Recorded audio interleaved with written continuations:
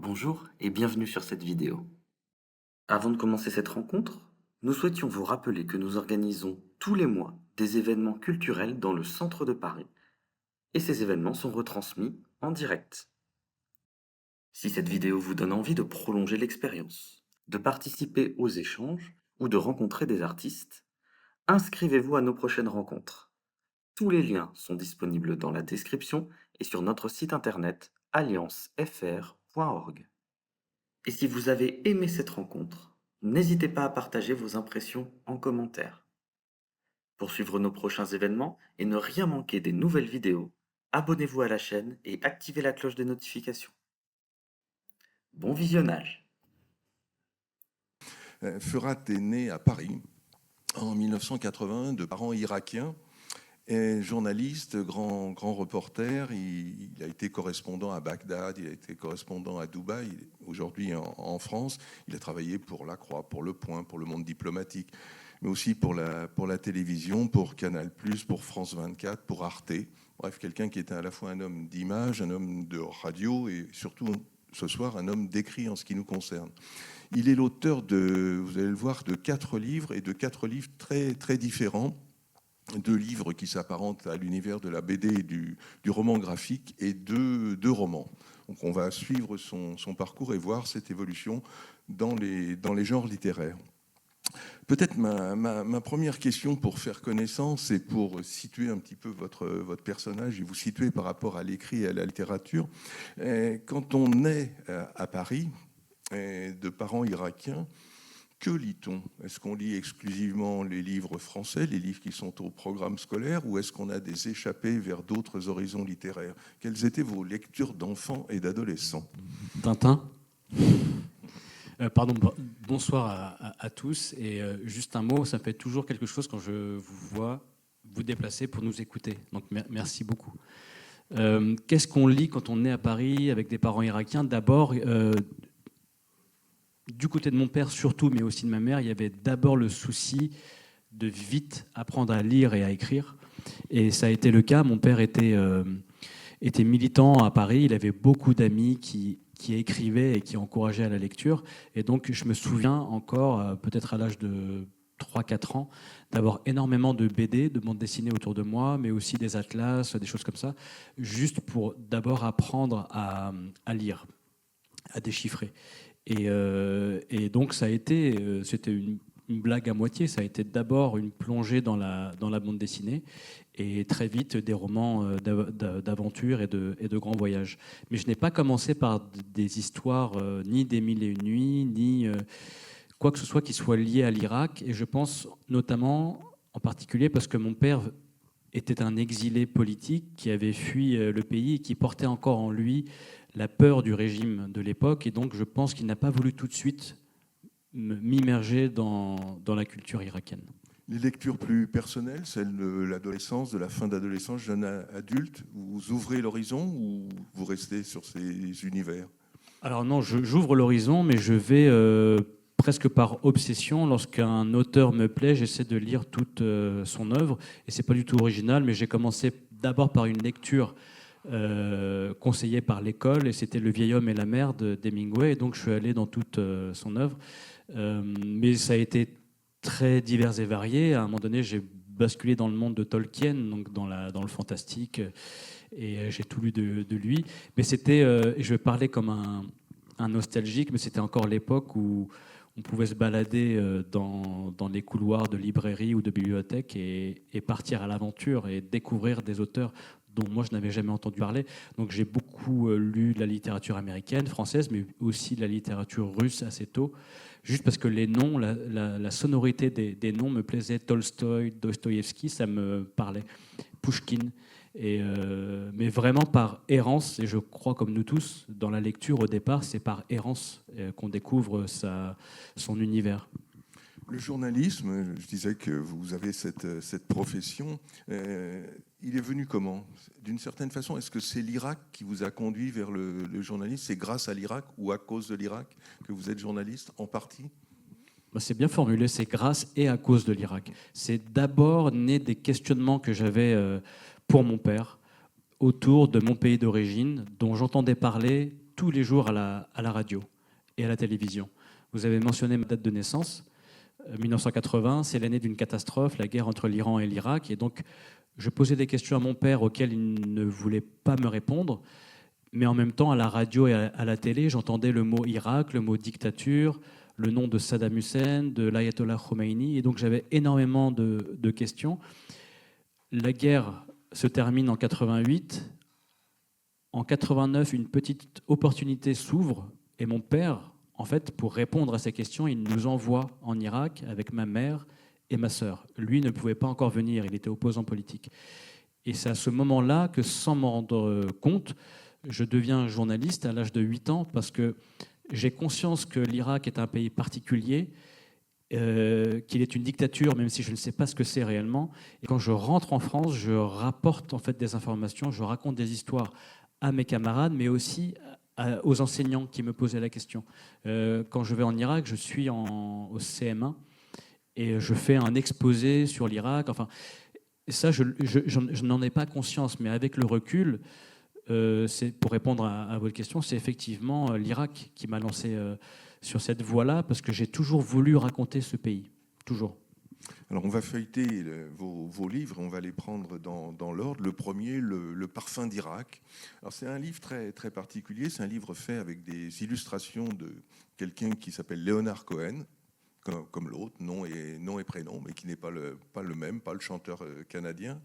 Et ce livre, il a été publié en 2018 et il a obtenu le prix Albert Londres en 2019, le prix Albert Londres du livre. Et dans ce livre, c'est un petit peu ce qu'avait commencé peut-être le petit gamin. Vous avez envie de dire votre Irak et non pas celui que vous entendez autour de vous, qui est plein d'images toutes faites. Vous avez envie de renverser un petit peu l'image. Et vous le faites d'une façon très, très singulière. Vous le faites avec 1001 tweets.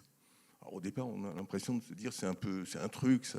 Et non, le livre fonctionne extrêmement bien. Comment est né ce livre et pourquoi l'idée du tweet ? Alors, je suis assez gêné parce qu'en fait, ce livre, à la base, n'était pas un livre. Ce n'était pas un projet de livre. Il est né d'une colère face à ce que je concevais comme une forme d'injustice de la manière dont l'Irak était dépeint dans nos grands médias, sur les réseaux sociaux. Vous l'avez mentionné, il est sorti en 2018. Moi, j'étais correspondant à Bagdad en 2003. Donc j'ai d'abord raconté l'Irak, on va dire de façon plutôt classique, en allant voir l'autre, en racontant, en faisant des portraits d'Irakiens au jour le jour, comment on vit dans un pays en guerre, en essayant quand même déjà d'aller vers l'humain plutôt que vers les chiffres et la violence froide. Et donc, je reviens à ce que je disais, c'est né d'une colère parce qu'après 15 ans de couverture en Irak et ailleurs, on a commencé à voir ce qu'on appelle souvent les experts de l'expertise raconter tout et n'importe quoi sur l'Irak, et uniquement, encore une fois, à travers le prisme de la violence et d'analyse froide. Ayant tout ce vécu de mon enfance, de l'adolescence, quand je suis retourné en Irak, et puis ce vécu de journaliste à Bagdad, j'ai juste voulu exprimer une façon de raconter autrement l'Irak en choisissant par provocation Twitter à l'époque, parce que ça allait très vite, et moi je voulais ralentir le temps et tweeter, comme on disait, à coup de 140 signes, 10, 20 tweets par jour, sincèrement sans avoir de projet. Mais finalement, je passe tout l'été à raconter juste des souvenirs en allant sur des détails, sur une glace à l'abricot, sur le thé à la cardamome, mais pour essayer de raconter autre chose aussi. Et à la fin de l'été, j'arrive à plus de 1000 tweets, effectivement, et autour de moi, je sens qu'on a suivi cette histoire et on me propose finalement de rassembler tout ça et d'en faire un livre. Mais pas seulement un livre avec des mots, effectivement, avec des images, parce que je suis allé uniquement sur mes souvenirs, sur la mémoire, qui est une matière que l'on reconstruit souvent, avec laquelle on a aussi une forme d'imaginaire. Et Leonard Cohen, qui était un collègue là où je travaillais, à l'agence CAPA, me dit « Mais moi, j'ai suivi ton histoire et je pense qu'il faut y mettre de l'image parce qu'il y a énormément de sensations, des odeurs, des parfums, le goût, le bruit. » Et donc, on est parti sur ce projet un petit peu par hasard. C'était une histoire d'amis et c'est devenu ce que c'est devenu. Juste un mot sur la suite de ce livre, parce que c'est devenu aussi un film d'animation. Un mot sur ce film, comment on passe de l'écrit à l'image d'une certaine façon. C'était déjà en partie de l'image. Oui, en fait, c'est né dans le même œuf. Léonard, qui était également réalisateur, et moi, je m'intéressais un petit peu au documentaire. On s'est dit, autant essayer de proposer à Arte, à l'époque, de raconter cette histoire sous le format un peu original d'un documentaire animé qui comprend quand même des archives pour qu'on ancre cette histoire dans le réel. Donc, je le rappelle, on n'est pas du tout dans la fiction. Là, c'est un récit intime,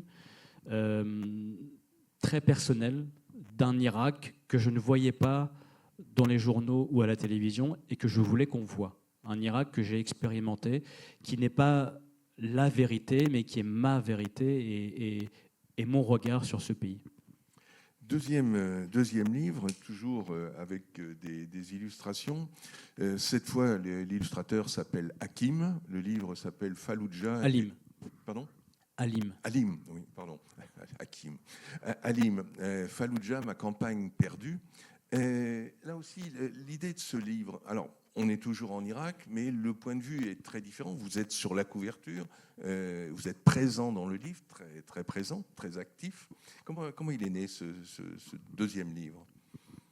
Il est né d'une proposition, parce que je n'aurais jamais osé l'incarner comme ça, ni me mettre en couverture.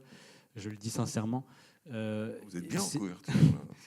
J'ai l'air un peu dur là-dessus, mais en tout cas, c'est une bande dessinée reportage qui se différencie un peu du roman graphique. C'est vraiment des détails, mais là, il y a vraiment des cases et des bulles. Et un petit peu l'héritage de Joe Sacco, Gaza 1956, que j'avais lu, et c'est à travers lui que j'avais découvert le médium qui est la BD reportage, qui permettait, dans la longueur, d'être immergé dans une ville, par exemple.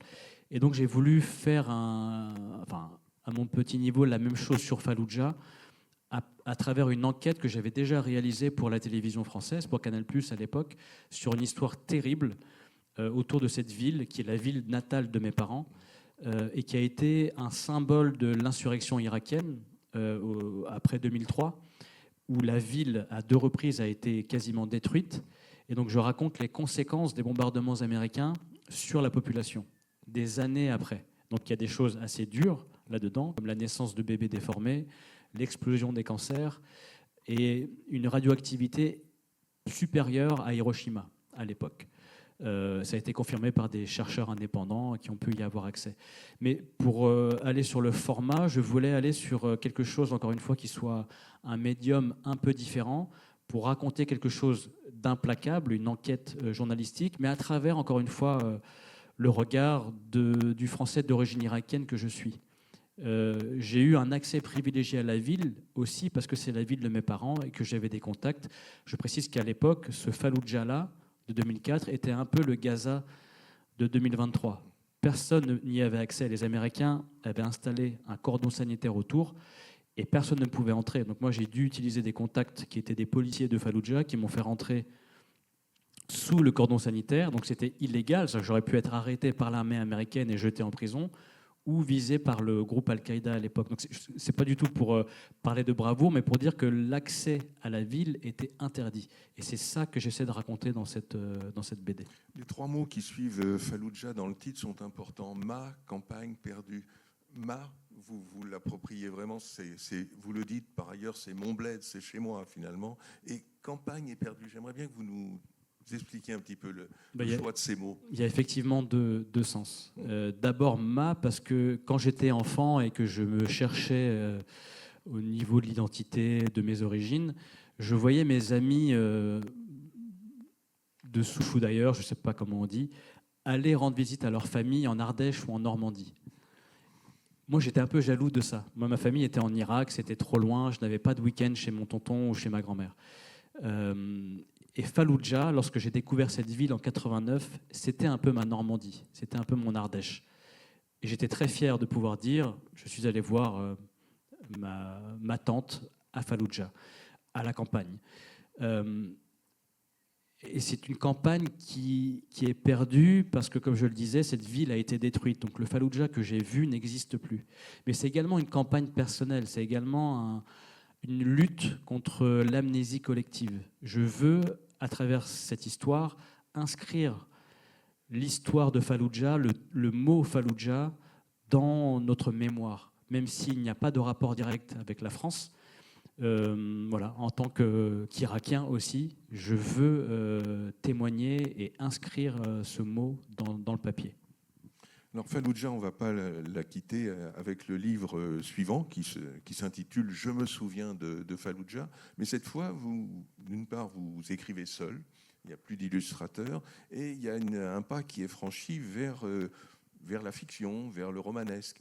Le déclic, il se fait comment on passe d'un constat, de quelque chose qui est très factuel, qui est très réel, immédiatement, authentique, et puis une part d'imaginaire et de fiction. Le romancier, il vient quand ? En fait, il y a beaucoup de raisons, mais il y en a deux principales. C'est d'abord, moi j'ai toujours rêvé d'écrire un roman et d'aller dans la fiction, dans la littérature, mais je n'osais pas parce que je me sentais pas capable de plonger dans cette écriture. Ça, c'était un objectif que j'avais un peu caché, un peu honteux. La deuxième raison, c'est que j'ai encore eu de la chance. On est venu me voir, grâce au Parfum d'Irak, un agent littéraire, une éditrice, est venu me voir. Il m'a dit cette phrase toute simple: ça te dirait d'écrire un roman ? Je dis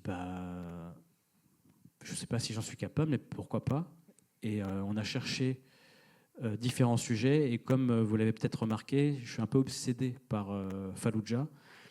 Et je voulais continuer cette exploration de cette thématique qui concerne, en l'occurrence là, mon père, qui avait un attachement particulier à Fallujah. Et encore une fois, confronter cette dualité qui m'a toujours interrogé entre la mémoire et l'amnésie, la justice, l'injustice, la vérité, le mensonge. Je voulais remettre de l'ordre dans tout ça. Et puis c'est né aussi d'une tragédie personnelle, c'est que j'ai perdu mon père. Moi, j'étais parti sur une autre histoire. Et quand j'ai perdu mon père, j'ai voulu écrire sur lui parce qu'il représentait pas seulement mon père, mais aussi la figure de l'exilé, du réfugié politique, de cette personne qui s'est sacrifiée pour ses enfants et qui me semblait être une thématique universelle à travers la particularité de Fallujah. Et donc c'est comme ça que je me suis lancé là-dedans. Alors, l'histoire, très, très rapidement dite, il s'agit d'un jeune homme qui se prénomme Euphrate et qui est au chevet de son père, qui lui se prénomme Rami. Ce père est donc né en Irak, je précise les dates, il est né en 1944, il est venu en France en 1972 et son fils, Euphrate, est né en 1980. Euphrate, le même fleuve d'origine, mais pourtant vous faites un pas de côté. Pourquoi ce pas de côté ? Vous venez de dire, c'est mon père. C'est donc son fils, si je suis bien. Exactement. En fait, j'ai parlé de mon père pour parler du déclenchement, mais c'est effectivement un petit pas de côté et pas si éloigné parce que j'assume tout à fait que cette fiction-là est très proche de ma réalité, même s'il y a beaucoup de choses que j'ai inventées, des choses que j'ai imaginées, que j'ai certainement accentuées et romancées. Furat, c'est Furat en arabe, c'est l'Euphrate.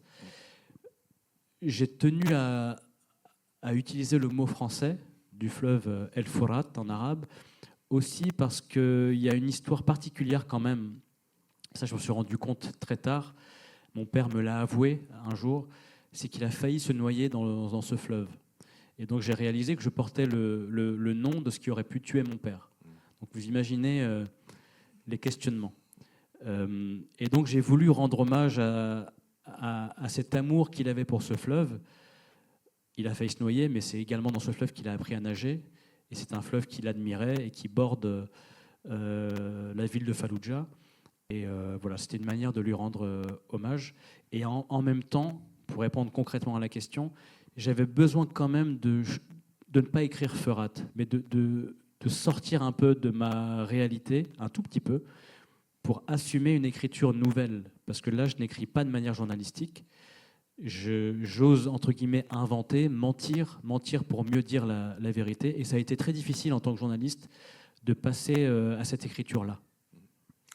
Dans la première scène, ce fils, donc Euphrate,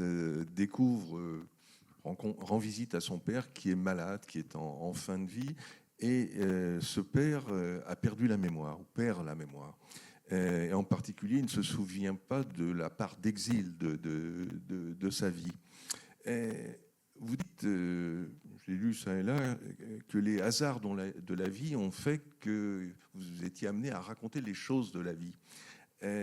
L'amnésie fait partie des hasards, des mauvais hasards qui vous font écrire, qui vous donnent l'envie d'écrire? Oui, l'amnésie, parce que je trouve insupportable l'oubli. Mais quel que soit le contexte, le pays, la culture, peu importe, il ne s'agit pas de moi, mais en tant que journaliste, avant d'aller en Irak, j'essaie d'aller là où il n'y a plus de lumière médiatique, en tous les cas. J'essaie d'aller là où on a été oublié. Et c'est le sentiment que j'ai à propos de mon père, à propos de son histoire, à propos de cet Irak-là. Et donc c'est ça la vraie démarche, c'est de mettre en lumière ce qui a été oublié. Mais pourquoi j'ai utilisé aussi cet outil de l'amnésie, qui n'est pas réel? Justement, mon père n'était pas amnésique. Il a eu un cancer et ça s'est passé autrement. Mais pendant cet accompagnement, j'étais avec lui jusqu'à la fin, je me suis remémoré une scène. J'étais allé voir mon père un jour dans sa chambre d'hôpital et je l'ai retrouvé debout, hagard, un peu perdu. Et il m'a dit cette phrase, il m'a dit « Je me suis levé et j'ai oublié pourquoi ». Il a eu un trou de mémoire, en fait, qui a duré 1 minute. Ça m'a frappé, et à sa disparition, j'y ai beaucoup pensé.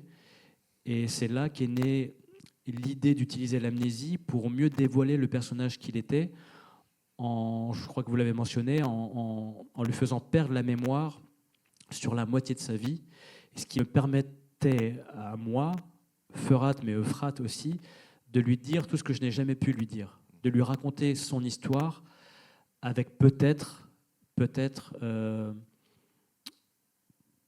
l'envie de lui dire que sa vie, il l'avait réussi, parce qu'il disait souvent l'avoir ratée. Et donc c'est une lettre d'amour, en fait, au père, tout simplement. Cette lettre d'amour donc, vous permet de raconter un petit peu la vie de cet homme. Vous en avez dit 2 mots. Vous pouvez nous développer un petit peu le caractère de cet homme militant qui est passé par la prison, qui a subi l'exil, et qui en même temps est quelqu'un... Il y a la mémoire perdue, ou en tous les cas celle que vous lui donnez comme perdue, et en même temps c'est un taiseux, c'est quelqu'un qui parle peu, c'est un silencieux. Dites-nous un peu quand même qui est ce père, qui est cet homme dans le livre en tous les cas. En tout cas, ce père et ce personnage dans le livre a vécu une vie totalement opposée à celle de son fils. Elle commence par un drame, il perd sa mère à l'âge de 7 ans. Et c'est justement à ce moment-là qu'il manque de se noyer dans l'Euphrate, presque... Je me pose la question à un moment donné, s'il n'a pas voulu en finir à cet âge-là. Donc il commence quand même par quelque chose de très lourd. Et puis 7 ans plus tard, il a seulement 14 ans lorsque la révolution irakienne de 1958 se passe. Il est là et puis il est entraîné par la foule. On parlait de hasard tout à l'heure. Il se trouve à un carrefour et il est entraîné par une foule de gens qui scandent des slogans sur la liberté, la démocratie. Il se retrouve pris là-dedans et il devient, d'après ce qu'il m'avait dit, dans ma réalité, un militant politique à l'âge de 14 ans, à scander des mots qu'il ne comprenait pas. Il milite à l'extrême gauche, en Irak déjà, contre le régime de Saddam Hussein. Il est arrêté juste pour avoir distribué des tracts et jeté en prison à l'âge de 27 ans. Dans une prison qui s'appelle en arabe Qasr el-Nihaya, qui veut dire le palais de la fin, FIN. Parce que normalement, de cette prison, on n'en sort pas. Lui en sort miraculeusement. Et cet homme, quand il quitte l'Irak, après sa sortie de prison, il est traumatisé, il veut fuir le pays. Il arrive en France avec ce bagage-là, avec ce traumatisme de la dictature, de la prison, de la torture qu'il a subie, de cette perte de sa mère. Donc c'est quelqu'un qui est taiseux, effectivement, qui est très secret, et qui est certainement, comme beaucoup de sa génération, que ce soit en Irak, je pourrais citer le Rwanda ou d'autres pays où des drames se sont passés, j'ai le sentiment que cette génération ne veut pas transmettre, par peur certainement de transmettre quelque chose de douloureux. Sauf que je ne suis pas du tout le seul à le dire, les silences se transmettent. Quand on ne transmet pas, on transmet autre chose. Et je voulais vraiment aller là-dessus, sur qu'est-ce que l'on fait de ces traumas lorsque l'on a des enfants. C'est un père taiseux, c'est un monde du silence dans un pays des murmures. Vous employez ce mot pour décrire l'Irak, dire c'est le pays des murmures. Vous pouvez développer ça, c'est la notion de murmure. On ne dit pas les choses. En fait, ça vient d'une conversation que j'avais eue avec lui, mais c'est là la beauté et la facilité de la fiction, c'est que j'ai réinventé un peu cette scène. Je ne suis pas certain que mon père m'avait parlé du pays du murmure, mais c'est parce que j'avais posé une question qui elle est réelle. Je lui ai demandé ce qu'était une dictature. J'entendais souvent ce mot, je ne comprenais pas. Je suis persuadé qu'il m'avait répondu quelque chose comme ça, qu'en fait c'est un pays, j'avais 8 ans à l'époque, donc je pense qu'il a bien choisi ces mots, un pays où on ne doit pas faire de bruit, où on doit murmurer. Et donc c'est devenu le pays du murmure dans ce livre, parce que je l'ai constaté moi-même, en fait, à l'âge de 8 ans, quand j'arrive à Bagdad, en 89, c'est la fête. Je découvre une famille, une centaine de membres de ma famille qui nous fait coucou comme ça, un défilé de voitures, la musique, une glace à l'abricot que je déguste. Tout ça se passe en l'espace d'une heure ou deux, et très vite, la réalité de la dictature nous rattrape. Une cousine vient à mon oreille et me glisse de ne jamais prononcer le nom de Saddam Hussein dans la rue, de ne jamais le prononcer. Donc là, on est dans le pays du murmure. Ma petite sœur entend ça. Qu'est-ce qu'elle fait? Elle fait l'opposé. Elle hurle le nom de Saddam Hussein dans la rue, et là, je me souviens très bien que la vie s'arrête autour de nous. On est figé. Ma cousine nous jette dans la voiture, les vitres remontées, la fête est finie, et on rentre à la maison. Et c'est là que j'ai compris ce que voulait dire mon père. La dictature, ce n'est pas seulement ça, mais c'est en partie un pays où on ne doit pas hausser le ton, on ne doit pas prononcer certains mots. Le fait d'être taiseux pour votre père, le silence, le murmure, ça signifie aussi le secret. Et votre père, vous avez cette phrase que vous prêtez à votre père, au père du roman en tous les cas, « Je vis avec un secret que j'emporterai avec moi dans ma tombe ». Le monde du secret est là, forcément aussi. Oui, le monde du secret est là d'abord par ce régime qui a instauré aussi ce silence imposé. On était dans une période où la paranoïa était à son comble, et à juste titre. On disait que des frères dénonçaient leurs propres frères. Donc il y avait une forme de paranoïa aiguë dans tous les aspects de la vie. Maintenant, je dois vous faire une confession, il y a beaucoup de choses que j'ai inventées dans ce roman, mais cette phrase est réelle. Mon père m'a toujours dit, depuis que je suis tout petit, j'ai un secret que j'emporterai avec moi dans la tombe. Et je disais, mais si tu ne le racontes pas, pourquoi est-ce que tu me dis que tu as ce secret? Je n'ai jamais eu la réponse, en fait, à cette question, mais je suis persuadé aujourd'hui que mon père me disait ça certainement pour susciter mon imagination, avec peut-être l'espoir qu'un jour j'écrive sur ce pays, peut-être sur lui. Et c'est effectivement cette phrase-là qu'il a prononcée il y a bientôt 40 ans. Je l'ai retranscrite telle quelle dans le livre. Donc j'ai essayé de rendre hommage à ce qu'il voulait, à mon avis. Il y a un autre enseignement qu'il vous livre aussi, votre père, c'est la métaphore de la valise qui est trop lourde, qu'il faut alléger. Il faut oublier des choses, il faut faire le tri. Comment... Oui, alors ça, c'est né de peut-être le seul moment où il m'a raconté un bout de son exil. Quand il quitte l'Irak, il n'a rien. Il a une simple valise, mais comme beaucoup d'exilés, on a lu beaucoup d'histoires, romanesque ou pas, sur l'exil, il y a toujours une histoire de valise. Il avait une simple valise avec quelques cartes de militants, quelques morceaux de journaux qu'il a voulu garder, quelques livres, et rien d'autre en fait. Et quand il me parlait de ça, il me parlait effectivement de ce que l'on peut faire avec son propre bagage pour avancer dans la vie.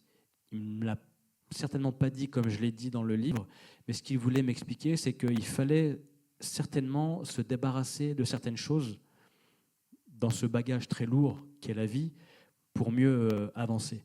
Et c'était une forme de réponse, encore une fois, à mes multiples questions sur ce que nous sommes, sur l'identité, où l'on va. Enfin, j'étais très pénible, je pense, à cet âge-là. Et je crois qu'il a voulu se débarrasser de mes questions en me balançant l'histoire de la valise, que j'ai ensuite romancée. Le silence, le murmure, la mémoire qui est partie, et vous titrez en même temps « Je me souviens de Fallujah », donc il y a une espèce d'opposition. Et tout au long du livre, vous allez tramer l'histoire de votre père et la vôtre, ou celle de Frat dans le livre.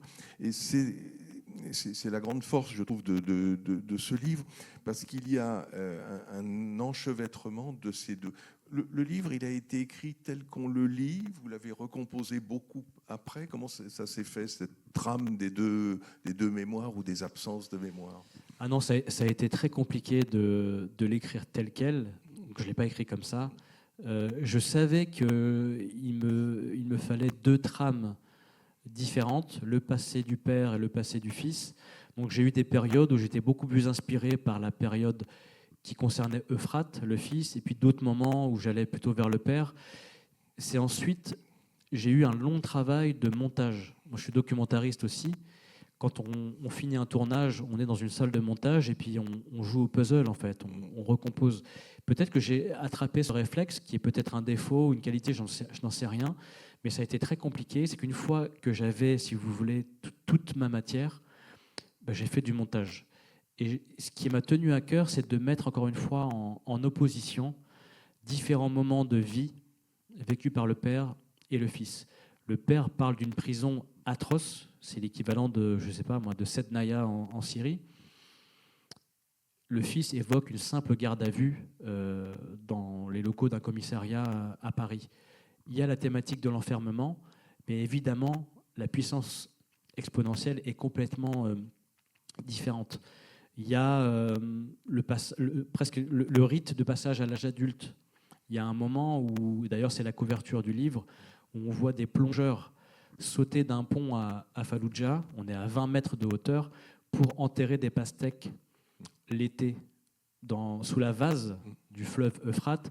C'est une tradition pour d'abord rafraîchir les pastèques et les récupérer le soir, mais c'est aussi un acte de bravoure et un passage de la performance pour être considéré comme un homme. Et donc, à chaque fois, j'essayais de mettre en opposition ces deux vécus parce que j'aurais aimé, encore une fois, lui dire ça à ce père dans la vie.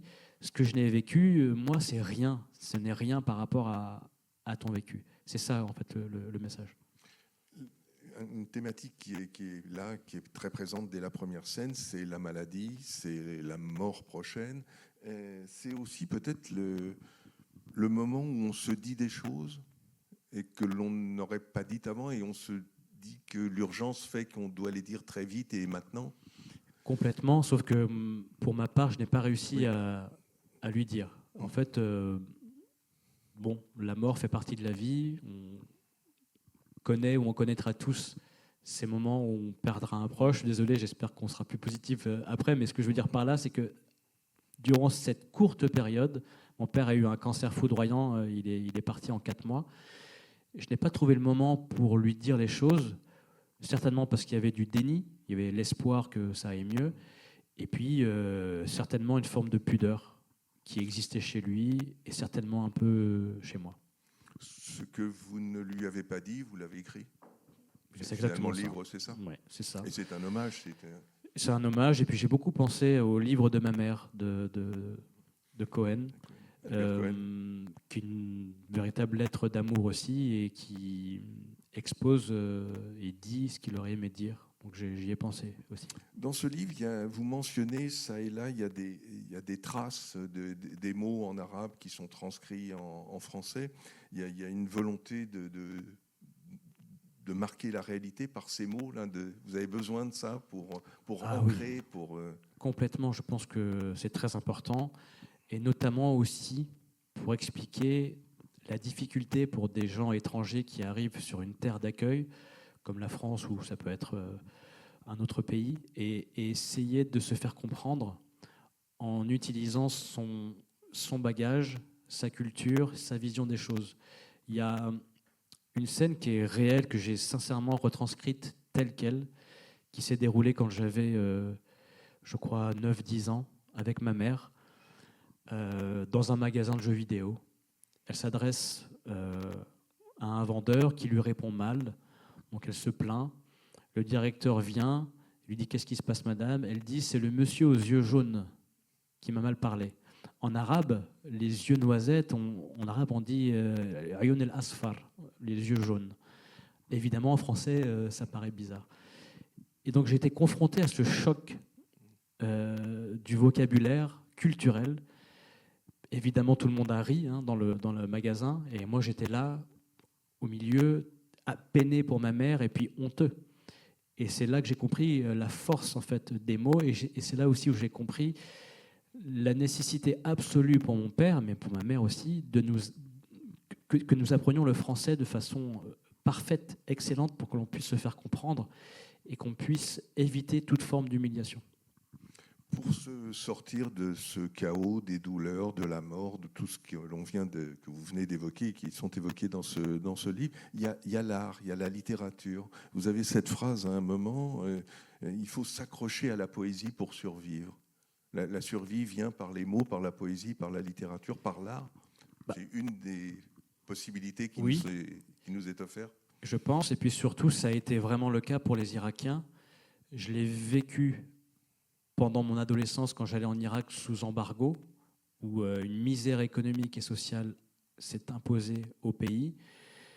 Les Irakiens survivaient aussi grâce à la poésie, l'amour des livres, des mots. Pendant la guerre, lorsque j'étais correspondant à Bagdad en 2003, sous les bombardements, en pleine guerre civile, les Irakiens s'accrochaient à la poésie, s'accrochaient aussi à l'humour. Il y avait aussi l'idée de rire et de mourir à Bagdad. Mais la poésie a toujours été là. Ce n'est pas le seul pays qui revendique la poésie, mais en Irak, la poésie, c'est très important. Je refais souvent référence en fait, à ce premier voyage quand j'avais 8-9 ans à Bagdad. Mais pour préciser une chose, j'ai été frappé parce qu'on jouait autant au football dans la rue qu'à des jeux de rimes avec des enfants de 8 ans, où en fait, il y avait des sortes de joutes verbales par rime. Je n'avais jamais vu ça ailleurs. Donc ça fait partie intégrante de la culture irakienne et d'une forme de résistance face à l'adversité, vraiment. Ce livre, c'est complètement l'histoire d'un homme, d'un Irakien, de Rami. C'est complètement l'Irak, c'est complètement Falloujah. Et en même temps, c'est plus que ça. Il y a sans doute, je ne sais pas si c'est d'une façon volontaire ou non, mais en tous les cas, c'est l'Irak et on entend Palestine, on entend Syrie, on entend tous ces lieux qui ont subi finalement le même sort. C'est une volonté délibérée ou finalement c'est vous et vous le retransmettez sans douleur et c'est immédiat? En tout cas, si c'est ce que vous avez ressenti, j'en suis ravi parce que c'est vraiment l'objectif. Évidemment, en toile de fond, c'est l'Irak, c'est un pays que je connais bien. Je ne parlerai, je l'espère, pas que de l'Irak dans la fiction, mais c'est à travers cette souffrance-là, cette histoire-là, que j'essaye effectivement de toucher d'autres aspects de la vie, d'autres pays, d'autres cultures, parce que c'est universel. L'amnésie collective, elle ne concerne pas seulement l'Irak. La dictature, ce n'est pas seulement l'Irak. L'oubli, l'exil, ça concerne énormément de pays. Et ce qui me tient à cœur et ce qui me réjouit vraiment, surtout quand je fais des rencontres et que des gens me lisent, j'en suis honoré déjà, et on me dit souvent, je pensais lire un livre historique sur l'Irak, et finalement, j'ai retrouvé l'histoire de mon oncle, qui n'a rien à voir avec l'Irak, qui était en Allemagne, je ne sais où, assez similaire à la vôtre. Et c'est ça, moi, qui m'intéresse. C'est utiliser le subjectif, ce qu'on connaît le mieux, pour essayer de parler du collectif. En fait. Tout en ayant la préoccupation de l'authentique, du fait réel et de donner aussi des informations, tout simplement. Oui, complètement, parce que là, je ne pourrais jamais m'empêcher, même avec ma casquette de romancier, d'être journaliste. Et même dans ce roman, j'essaie de glisser des dates importantes. Il y a la révolution de 1958, du 14 juillet 1958. Il y a l'arrivée du parti Baas au pouvoir. Enfin, j'essaye de faire passer ça, cette couche-là, pour que l'on puisse, je l'espère, partir dans un voyage fictif, mais en ressortir avec des informations concrètes sur le pays. Ça me tient à cœur. On va passer à votre dernier livre, le roman « Le ciel est immense ». Cette fois, il n'y a plus Falloujah, il n'y a pas l'Irak dans le titre, mais l'Irak est pas loin. Et il s'agit d'un secret de famille. Il s'agit de l'histoire d'un narrateur qui s'appelle Teymour, qui a connaissance d'un oncle qui s'appelle Adel, et cet oncle a disparu. Il a été pilote de chasse, il pilotait des MiG-21. Est-il mort en mission? Est-ce qu'il a disparu volontairement? On ne le sait pas. Et ce Teymour, là, narrateur, alors là, il vous ressemble? Pas du tout. Vous en êtes loin? Vous n'êtes pas très loin parce que vous racontez quand même quelque chose qui est très personnel. Vous avez recherché vous-même un oncle, vous avez fait une enquête, vous avez participé à une émission de télévision russe. Il y a des photos qui en attestent, on peut trouver cela. L'émission s'appelle Zdimenia, c'est ça? Zdimenia, oui, en russe. Racontez-nous un peu pour répondre à la question, alors Teymour n'est pas Euphrate. C'est vrai qu'il s'en éloigne pas vraiment, mais c'est pas tout à fait lui. Il est un peu plus âgé, il n'a pas le même caractère. C'est juste une facilité d'écriture, d'avoir une sorte effectivement de double littéraire, parce que cette histoire effectivement part d'une base réelle, qui est un secret de famille que je porte depuis l'enfance. Et je commence par cette phrase, j'écris que toutes les familles ont un secret. Donc ici, tout autant que nous sommes, je pense que nous avons tous des secrets plus ou moins importants, c'est pas la question, et peut-être que l'on ignore cela. Et l'objectif de ce livre n'est pas de dire il faut déterrer les secrets, mais en tout cas, il y a des secrets qui parfois cimentent une famille et d'autres qui les déstructurent complètement. Donc c'est un jeu d'équilibriste assez dangereux. Pour ma part, ce secret de famille qui concerne un oncle qui était pilote, j'ai voulu l'explorer parce qu'il représente aussi une forme de l'histoire de l'Irak, parce qu'il était un grand pilote qui a été envoyé en Russie soviétique à l'époque, en URSS, pour être formé sur un avion mythique, le MiG-21, qui raconte la guerre froide. Enfin, ça raconte beaucoup de choses. Et donc j'ai senti le besoin et peut-être le souci de raconter aussi un autre morceau de l'Irak, un morceau d'histoire de l'Irak, avec cette relation troublante entre l'Irak et l'URSS dans les années 60-70. Et c'est là où je trouve intéressant l'écriture fictive, c'est qu'en fait, effectivement, j'aurais pu tout simplement faire un récit journalistique, voire un récit d'enquête personnelle sur cet oncle, mais ce n'est pas ce que j'ai voulu faire. Je ne suis pas allé en Russie pour aller trouver des archives, j'ai juste imaginé des choses, j'ai essayé de répondre à des questions auxquelles je n'avais pas de réponse, parce que je trouve que la littérature permet de mâcher le réel et peut-être de l'amplifier et de parler encore une fois d'autre chose. C'est la petite histoire de cet oncle, mais ça raconte encore une fois, je l'espère, la lutte contre l'oubli, comment dirais-je, les destinées qui dépassent la trajectoire d'un homme. Cet homme se retrouve pilote par amour. Hein. Il tombe amoureux d'une femme qui lui dit « Moi, je t'épouse si tu deviens pilote ». Il devient pilote, sauf qu'il y a la guerre de 1967, la guerre des 6 jours. Il est envoyé là-bas, donc il se rend compte qu'en fait, l'histoire le dépasse et que ce ciel immense qu'il croyait être son espace de liberté devient une prison. Et voilà, c'est un peu la thématique de ce roman. Alors, on a présenté l'homme, le militaire. Il y a l'homme politique, parce qu'il est assez proche du pouvoir tout de même, cet homme. Oui, en fait, la complexité de cet homme m'a intéressé, m'a poussé à écrire une fiction sur lui. Parce qu'au sein de ma propre famille, quand j'ai enquêté un peu, quand j'ai retrouvé des photos, j'ai retrouvé des carnets, je me suis rendu compte que ce n'était pas seulement ce pilote devenu pilote par amour. C'était aussi quelqu'un qui était engagé politiquement, qui avait un idéal et qui subissait 3 formes de pression. La pression sociale, il tombe amoureux d'une femme qui se trouve être la fille du président irakien. Elle est inaccessible, problème de classe sociale, il est rejeté. Une pression politique, on est quand même dans un régime avant Saddam Hussein, où Saddam Hussein est quand même déjà là. Il connaissait mon oncle. Et puis une pression familiale. Il est le seul homme de la famille, on est dans les années 60, il a à peine connu son père, il n'a que des sœurs et une mère incroyable, ma grand-mère, que je n'ai pas connue, qui est un peu la gardienne du récit familial et qui est quelqu'un d'incroyablement charismatique et de progressiste pour l'époque. Cette femme, Bibi Nahda, elle est dans les années 40, instruite, elle va à l'université, elle sait lire, elle sait écrire, elle crée des cercles littéraires, elle fume. Ça paraît être un détail, mais dans les années 40, en Irak, c'est un acte de rébellion. Elle était incroyable, cette femme. Et donc je voulais aussi rendre hommage à travers la figure de cet homme un peu perdu dans les tourments de l'histoire, à rendre hommage à ces femmes d'Irak comment dirais-je, qui ont fait la destinée de cet homme aussi. Le choix des prénoms, quand vous choisissez Bibi, Narda, quand vous choisissez Taïmour, Taïmour c'est Timour, Tamerlan, c'est ça si on décline. Bon, Narda, le mot est fort dans le monde arabe. Ce sont les vrais prénoms, c'est vous qui les inventez. Si vous les inventez, le choix n'est pas tout à fait anodin. Au hasard. Ça dépend, parce qu'en fait, ce que je veux préciser, et c'est important, c'est que quand je me lance dans une fiction qui concerne ma famille, je demande l'autorisation. C'est-à-dire que je n'écris pas contre ma famille, mais à partir de ma famille. Et donc, il y a certains membres de ma famille qui acceptent. Et donc, quand ils acceptent, moi, je mets leur prénom. Je veux leur rendre hommage. Donc, ma grand-mère s'appelait vraiment Nahda. Adèle, mon oncle s'appelait vraiment Adèle.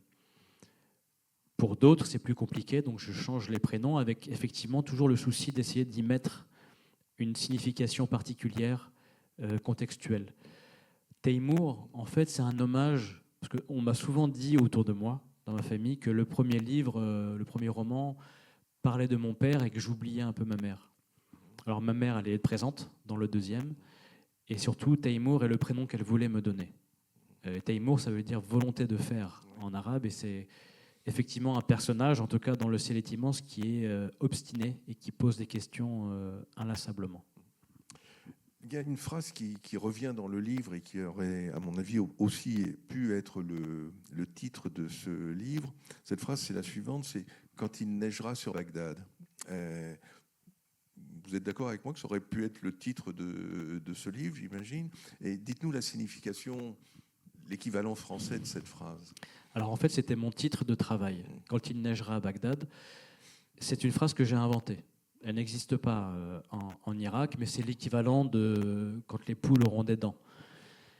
J'ai utilisé cette phrase, ou je l'ai inventée, parce que il y a quand même l'impossibilité pour les Irakiens d'imaginer même qu'il pourrait neiger un jour sur Bagdad. À Bagdad, l'été, il fait plus de 50 degrés. C'est un pays désertique, en tout cas autour de Bagdad. Et il se trouve que je n'ai pas eu de chance, parce que j'ai été correspondant à Bagdad de 2003 à 2008, et en 2009, il a neigé à Bagdad. Vous pouvez vérifier. Il a neigé à Bagdad. Et quand j'ai retrouvé ces articles, bon, déjà, j'étais très triste d'avoir raté ça, et j'ai lu que c'était la première fois qu'il neigeait en plus d'un siècle. Et donc, cette impossibilité devenue possible m'a beaucoup fait réfléchir. Et donc, j'ai inventé cette histoire de quand il neigera à Bagdad comme un proverbe irakien, notamment parce qu'autour de cet homme devenu pilote, il y avait beaucoup d'impossibilités. Tu ne seras jamais pilote, tu as les pieds plats, donc tu ne pourras pas être pilote. Tu ne pourras jamais épouser cette femme, tu ne pourras jamais faire ceci, faire cela. Donc il y avait toujours cette idée que s'il pouvait neiger à Bagdad, alors tout pouvait être possible. Et concernant mon oncle, je ne sais pas réellement ce qu'il est devenu, mais j'ai imaginé différents scénarios qui pourraient paraître impossibles et qui peut-être se sont réalisés. Alors de cela, on ne va pas parler, mais dans ce livre, on est au cœur de la vie politique irakienne, on est au cœur de l'histoire, de la guerre froide, de la guerre tout court. Le sujet est miné quand même, comme au sens propre et au sens figuré. Quand on écrit un tel livre, il y a une part le journaliste intervient, une part de documentation, une part d'enquête, une part de faits, de chiffres, de dates. Tout cela, vous l'avez travaillé, vous avez accumulé la documentation sur l'homme, sur le personnage, mais à la limite, celui-là, vous lui faites faire ce que vous voulez bien. À l'histoire avec un grand H, c'est pas la même chose. Complètement, c'est exactement ce que je voulais dire. C'est qu'en fait, l'homme sur l'homme, je me suis évidemment renseigné auprès de ma famille, mais je n'ai pas eu tant de détails que ça. Quelques traits de caractère, quelques anecdotes. Mais je sais aussi qu'on fantasme beaucoup le passé des gens, on reconstruit des choses. Et donc je ne pouvais pas me contenter d'un personnage parfait. C'est normal, moi quand je pose la question sur cet oncle, C'est le héros, grand, beau, fort, inatteignable, parfait. Sauf que ce qui m'intéresse, moi, ce sont les failles, ce sont les faiblesses. Et je sais qu'il en avait et qu'on en a tous. Et donc, là-dessus, je me suis fait plaisir. C'est quand je suis allé vraiment sur mes fantasmes, mon imaginaire autour de lui. Sur la grande histoire, là, je ne peux pas me rater. C'est qu'il faut vraiment que je me documente. Et j'ai eu peut-être 6 mois réellement, je veux dire, en parallèle avec l'écriture, de recherche, de précision sur des moments clés de la grande histoire, parce qu'il y a des scènes que je détaille et que je voulais être vraiment réaliste. J'avais l'impression, enfin, je m'imaginais être lu par l'expert des experts de l'Irak. Donc je voulais que cet expert des experts de l'Irak soit satisfait. Il n'y a rien à redire. Rien à redire. Ouais. D'autant que ce livre est écrit en français, qu'il est destiné en premier à un public français, francophone en tous les cas. Vous avez d'autant plus la volonté didactique que vous avez ce public-là. Oui, bien sûr, et surtout que je ne sais écrire qu'en français. En fait, je lis un peu l'arabe et je le parle, mais je suis né donc à Paris, j'étais à l'école française, et donc à grand regret, je ne sais pas écrire l'arabe comme un arabe natif, et donc c'est ma seule langue en fait pour transmettre. Mais effectivement, il y a la volonté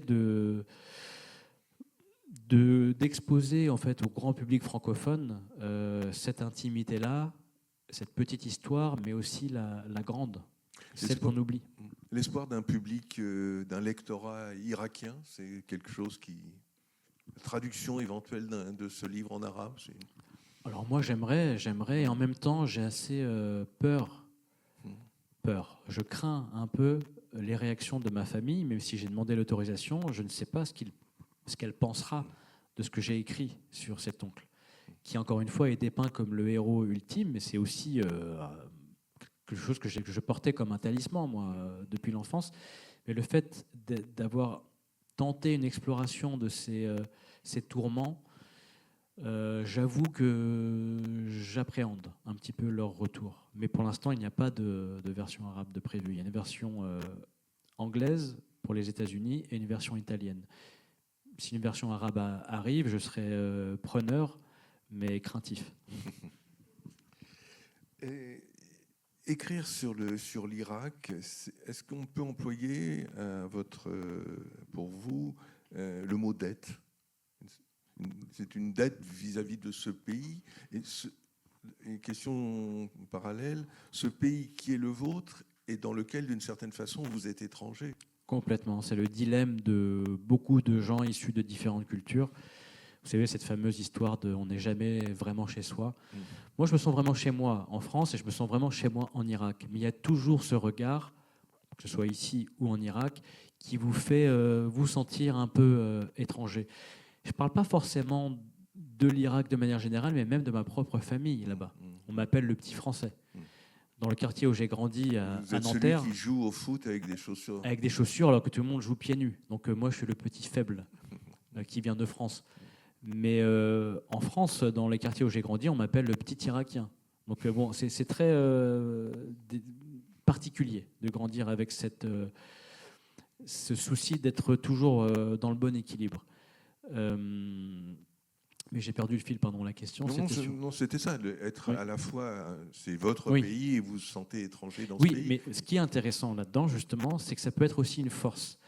En Irak, ce qui me permet en fait d'écrire ce genre aussi de roman, enfin je veux dire en France, mais ce qui me permet de raconter l'Irak comme ça, c'est le fait d'avoir ce statut de l'étranger dans ma propre famille et donc quelque part avoir l'autorisation de poser toutes les questions maladroites, des questions que l'on ne pose pas normalement, qui m'est arrivé de poser, de dire à la mauvaise personne ce qu'il ne fallait pas dire. Mais comme je suis le petit Français, le petit étranger, ça passe. Ouais. Et la distance géographique, vous vivez en France désormais, finalement, ça facilite les choses, ça les complique? Alors de nos jours, ça ne les facilite pas vraiment parce qu'on est en contact évidemment sur les réseaux sociaux et ils suivent attentivement ce que je fais ici, même s'ils ne comprennent pas tout. Je dois dire sincèrement que j'ai de la chance parce que ma famille me voit un petit peu comme l'ambassadeur de leur histoire. Et donc, ils en sont quelque part fiers, ils me l'ont dit. Et donc j'ai une forme de responsabilité aussi. Et d'ailleurs, je n'ai pas parlé de la dette. Effectivement, j'ai une forme de dette d'abord envers ma famille. Celle qui m'a accueilli en 89, puis dans les années 90, durant l'embargo. Celle qui m'a permis de m'installer à Bagdad en 2003, lorsque je n'avais pas les moyens d'aller à l'hôtel.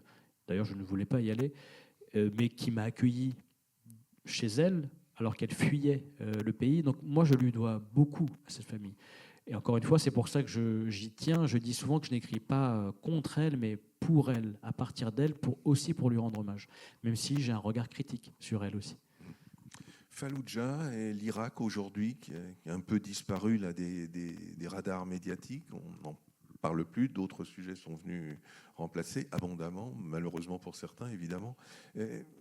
Qu'en est-il, Falloujah aujourd'hui? Alors Falloujah, brièvement, j'évoquais les 2 grandes batailles de Falloujah en 2004 contre l'armée américaine. La ville a été rasée, puis reconstruite. Malheureusement pour elle, en 2014, elle est occupée par le groupe État islamique. Pardon, avant, en 2007, elle est occupée par Al-Qaïda en Irak, puis libérée. Ensuite, en 2014, par l'État islamique, puis libérée. Donc c'est une ville qui a beaucoup, beaucoup souffert, qui encore aujourd'hui, en 2026, paye le prix des bombardements américains de 2004. Il y a encore aujourd'hui, j'étais encore en contact la semaine dernière avec des médecins de l'hôpital de Falloujah, 1 naissance sur 5 est touchée par une malformation à Falloujah. 20% des naissances. Il y a encore des médecins qui déconseillent aux femmes d'avoir des enfants. La ville est toxique. Mais les habitants ne peuvent pas quitter la ville. Ils n'auraient nulle part où aller. Ça, c'est sur le plan sanitaire. Sur le plan politique, c'est une ville qui, aujourd'hui, est encerclée non plus par l'armée américaine, mais par des milices liées au gouvernement ou parfois à des gouvernements étrangers, ou à des États voisins comme l'Iran. Et donc, ils ne vivent pas du tout en liberté à Falloujah. Donc, c'est très, très compliqué aujourd'hui. L'Irak, d'une façon générale? L'Irak, aujourd'hui, se cherche encore un Premier ministre. C'est très compliqué à décrire parce qu'on a eu cette conviction qui était en même temps un mensonge, porté par les États-Unis, que la démocratie allait arriver à Bagdad du jour au lendemain. Comme si le fait de voter suffisait à dire que nous sommes une démocratie. La démocratie, ce sont d'abord des institutions, c'est d'abord aussi un passage plus ou moins long vers la notion même de ce qu'est une démocratie. Je dis ça parce qu'il y a effectivement des élections en Irak, mais personne ne vote pour des idées. Tout le monde vote pour sa paroisse, pour son chef religieux, son chef politique, le conseiller du quartier, pour des raisons qui ne sont pas démocratiques, qui sont des raisons ethniques, confessionnelles, sectaires parfois. Et donc, tout ça pour vous dire que sur le plan politique, c'est catastrophique. Sur le plan économique, un pays évidemment très riche, mais très corrompu. Et donc l'argent est dilapidé, part dans les poches de politiciens qui pensent à court terme et non pas à long terme. Mais dans tout ça, si je dois noter un point positif, c'est la jeunesse irakienne, celle qui est née après 2003, qui ne veut plus rien avoir avec la guerre, qui voit vers l'avant, qui voit l'avenir et qui veut construire un pays. Et ce qui est intéressant, lorsqu'ils protestent dans la rue, c'est que leur seul slogan, c'est « Nous sommes Irakiens ». Ce que les Américains ont détruit, en fait. Ils n'ont pas seulement détruit la population, les rues, les bâtiments, ils ont détruit la notion même d'être Irakien. Moi, quand j'étais correspondant là-bas, on me décrivait comme sunnite. L'autre était chiite, chrétien, kurde. La jeunesse irakienne aujourd'hui ne veut plus entendre parler de ça. Elle veut entendre parler de citoyenneté, d'irakité, si je puis dire. Retrouver la notion de citoyenneté. Et ça, c'est un point que je trouve très, très positif pour l'avenir. La place de l'art, des artistes, de la poésie, quelle est-elle? Alors l'art, c'est fou, l'art n'a jamais quitté l'Irak, même dans les périodes les plus sombres. Je pense notamment à cette période, on va dire, entre 2006 et 2010. L'art a toujours été exposé officiellement ou officieusement. C'est que même pendant les périodes sombres, on pouvait quand même aller aux Beaux-Arts de Bagdad et voir des étudiants exprimer leur art à travers ce qu'ils vivaient. Et moi, j'avais fait à un moment donné un documentaire où je m'étais rendu aux Beaux-Arts de Bagdad en 2007-2008. C'était une période atroce. On retrouvait 100 cadavres par jour, hein, dans les rues de Bagdad. Et les étudiants parlaient de ça à travers cet art-là et en même temps essayaient de se raccrocher à ce qu'ils étaient, à cette culture, à ce passé millénaire. Ça a toujours été là. Aujourd'hui, le musée de Bagdad, par exemple, est totalement reconstruit. Des pièces sont renvoyées de Londres, de Paris, de Washington, de Berlin à Bagdad. Il y a la possibilité de sécuriser tout ça. Il y a des bibliothèques et des librairies qui poussent partout. Donc l'art est vraiment présent. Le théâtre est très développé à Bagdad. Il y a vraiment une émulation sur le plan culturel. La littérature. La poésie, la littérature. Il y a de grands auteurs irakiens maintenant que je ne connaissais pas sincèrement et que je découvre avec délectation et qui sont prisés en plus là-bas. Et donc ça, c'est vraiment une bonne nouvelle. Mais sur tout le reste, politique, économique, c'est vraiment catastrophique.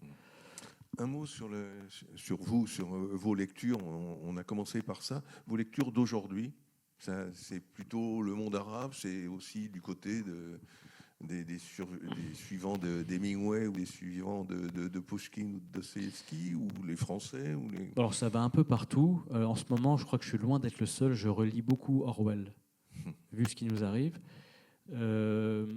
Ce matin encore, j'ai acheté un livre de Wajdi Mouawad qui s'appelle Anima, dont j'avais beaucoup entendu parler. Et voilà, c'est pour vous. Enfin, je lis un peu de tout. J'ai eu une période où j'étais beaucoup plus porté sur les sciences sociales et les essais, et j'y arrive beaucoup moins. Aujourd'hui, j'ai besoin d'aller dans le fictif, dans la fiction, et de m'évader, quoi. Mais je pense que j'imagine comme beaucoup d'entre nous. On a commencé, vous avez dit qu'on avait tous des secrets de famille.